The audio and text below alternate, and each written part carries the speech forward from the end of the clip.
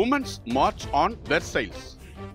1789 October 5 French புரட்சியின் ஆரம்ப கட்டத்தில் அரச குடும்பத்தின் அதிகாரத்தை முற்றிலும் உடைத்து தள்ளிய முக்கியமான திருப்பு முனைகளில் ஒன்றான வெர்சாய்ல்ஸ் பெண்களின் பேரணி நடைபெற்றது. 1780களில் பிரான்ஸ் கடும் நிதி நெருக்கடியில் சிக்கியிருந்தது.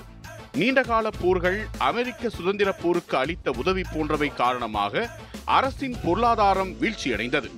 மோசமான பருவமழை காரணமாக உணவு தட்டுப்பாடு ஏற்பட்டது. அப்பொழுது அத்தியாவசிய உணவான பிரெட்டின் விலை பல மடங்கு உயர்ந்தது. மக்கள் பசியால் தவித்துக் கொண்டிருக்கும் போது வெர்சாய்ல்ஸ் அரண்மனையில் மன்னர் 16ஆம் லூயியும் மகாராணி மேரி ஆண்டோய்னெட்டும் ஆடம்பர விருந்துகளை நடத்தியது மக்கள் மத்தியில் கொந்தளிப்பை ஏற்படுத்தியது. மன்னரின் தவறான கொள்கை முடிவுகள், சமூக ஏற்றத்தாழ்வுகள் போன்றவை மக்களின் கோபத்தை அதிகரித்தன.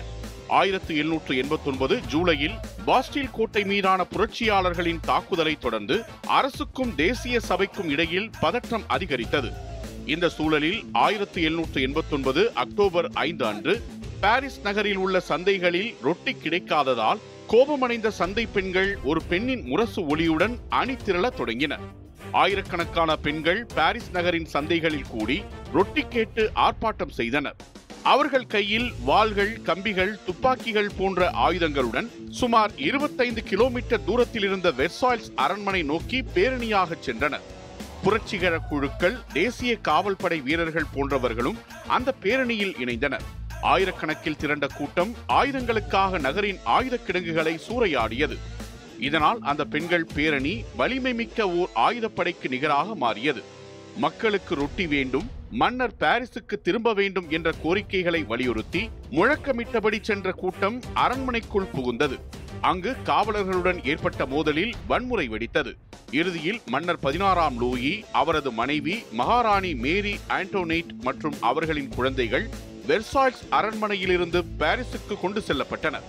மன்னரும் அவரது அரசியல் அதிகாரமும் பாரிஸ் மக்கள் மற்றும் தேசிய சபையின் கட்டுப்பாட்டிற்குள் கொண்டு வரப்பட்டன. இதன் மூலம் பிரெஞ்சு அரசாங்கத்தின் அதிகார மையம் வெர்சாயிலிருந்து பாரிஸுக்கு மாற்றப்பட்டது. மக்களின் சக்தியால் மன்னர்களின் அதிகாரத்தை வீழ்த்த முடியும் என்பதற்கான அடையாளமாக ரொட்டி புரட்சி என்றும் அக்டோபர் நாட்கள் என்றும் அழைக்கப்படும் இந்த நிகழ்வு வரலாற்றில் இடம்பெற்றது.